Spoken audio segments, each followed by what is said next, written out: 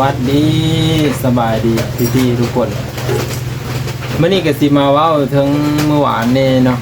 ก็คือพญายเกิ้งเนาะพญายเกิ้งครอบครัวนางร้อยนั่นแหละอันนี้ไม่ได้สร้างดราม่าหรือว่าจังใดเด้อได้ยินเพิ่นเว้าสู่ฟังเนาะเพิ่นแวะเข้ามานี้ว่าบ้างก็เลยมั่งรถเก่านี่แหละไปซื้อรถเก่าเข้ามาในราคา 5,000 บาทเนาะ 5,000 บาทเนาะแล้วก็เขาติดต่อให้นะว่ามีรถจักรคันนึงเนาะจักรมันเพก็เลยสิมาเฮ็ดจักรนี่ก็สิหมดประมาณอยู่ 3,000 เนาะทุกคนแต่เอาเข้าห้างน้องบ่บางเฮ็ดบ่เป็นดอกก็เลยซื้อเอารถจักรห้างนี่มาในราคา 5,000 บาทเนาะแล้วก็มาบ้างก็แปลงหันแปลงนี่คือหันนงหันน็อตให้มันแน่นนั่นแหละที่ว่าสิมั่งเครื่องอะไรยังมันบ่เป็นดอกเนาะบ่บางก็เลยเพิ่นยังเกิ้งย่างมานี่ฝนตกแห้งๆบ่บางก็ถามสิไปไสว่าซั่นเพิ่นก็เลยตอบว่าสิไปหาเบ้านงว่าซั่น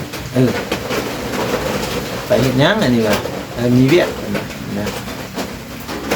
ก็เลยว่าบ้างเพิ่นถามมาบ้างว่าอยู่บ่ว่าซั่นอันนี้ก็เลยว่าไปเบิ่งว่าซั่นตอนเช้าๆเลยแหละทุกคนเนาะตั้งแต่เมื่อวานนี่พุ่นตอนเช้าๆก็เลยเพิ่นไปเบิ่งแต่ว่าดูว่าจะได้นี่แหละเนาะเหตุผลน่ะก็คือเพิ่นบอกหรือเพิ่นบ่บอกอันนี้บ่บ้างก็ยังบ่แน่ใจเนาะคือมันฝนตกแนวบ้างก็บ่ได้ยินเลยก็เลยว่าเพิ่นอยากเสียเคราะห์ทุกคนเนาะเสียเคราะห์ก็คือช่วงนี้เพิ่นเคราะห์เข้าเนาะเพิ่นเว้าหั่นนะเพิ่นเว้าอยากไปหาหมอ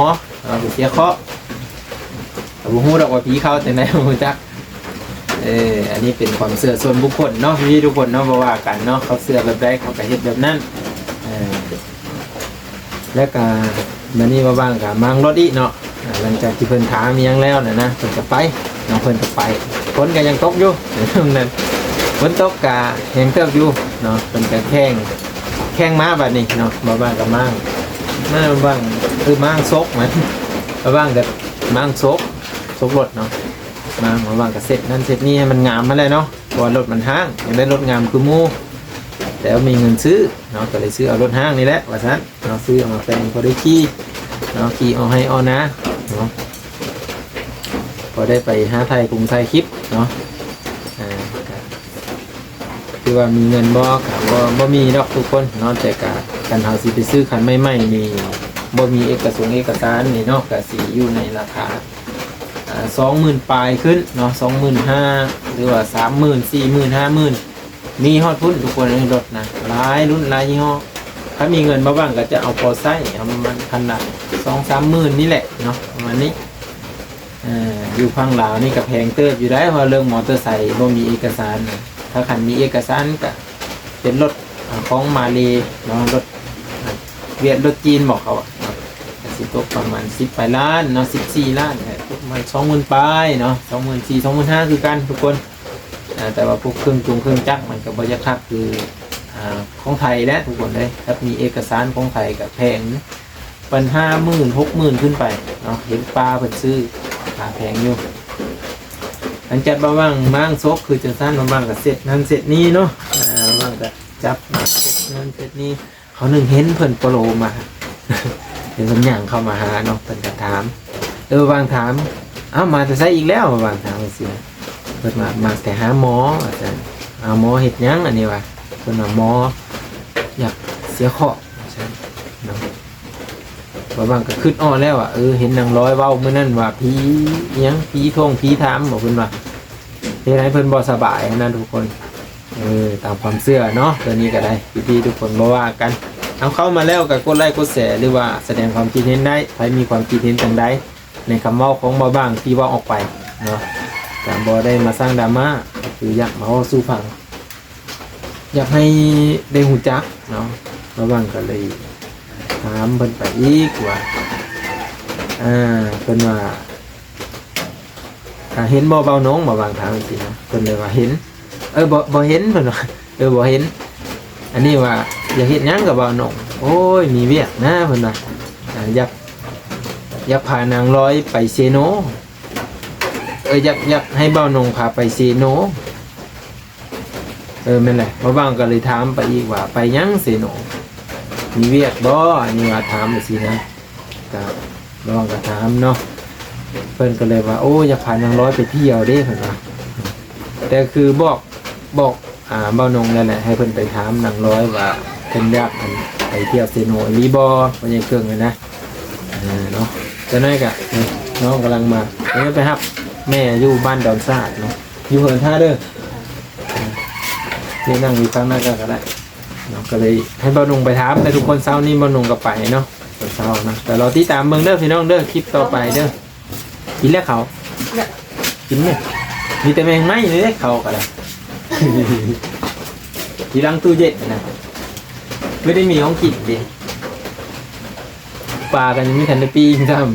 ำเนาะก็เลยบ้างให้บ้านงไปถามเนาะถามแล้วก็เพื่อความละเอียดเนาะว่าบ้านนงก็คือสิยังโมโหบ่เลือดได้แหละว่าว่างกับโบได้คอยเอาไปในคลิปมาได้เบิ่ง YouTube ว่าสัญญาณบ่ค่อยมีฝนตก 2-3 วันน่ะหลังจากนั้นก็ให้บ้านนงไปถามแล้วเนาะเพิ่นจะไปแล้วเช้านี้เนาะก็คือพ่อใหญ่กึ่งเพิ่นจะก็หลายอย่างเนี่ยว่าโอ้มาว่างคือสิมีเงินเนาะเพิ่นว่าซื้อรถหลายคันว่าซั่นเนาะซื้อรถใหม่ตลอดว่าซั่นเนาะซื้อรถใหม่อยู่แล้วแต่มันเป็นรถเก่าเนาะทุกคนซื้อใหม่อยู่ใหม่เฮาอยู่แต่มันเป็นรถเก่าเพิ่นเนาะคือจริงๆแล้วนี่มันสิมีหยังเนาะมีแต่จักรมันเท่านั้นแหละ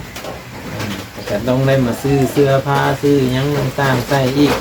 บ่มันแตกมันหักเนาะแล้วก็เฮ็ดเครื่องนี้จักรมันอีกทุกคนเอ้ยหลายอย่างเนาะคิดคือเฮามันก็แต่บางคนว่าให้กันถึงขนาดนั้นนะทุกคนคนว่าโอ้ดีแล้วหมู่ได้เงินหมู่หาเงินจังได้เห็นป่ะหมู่ได้เงินคนนี้ใครก็หาเงินกันนั่นแหละหาเงินพอสามตายกันนั่นแหละทุกคนเนี่ยเนาะแต่คือว่าได้บ่มันก็บ่ได้ดอก6-7,000 4-5,000มันก็พอซื้อรถจำนวนเนาะเพื่อเอามาปรุงมาแป้งนะเพิ่นไปว่าไปอีกว่าโอ้พี่น้องเพิ่นน่ะ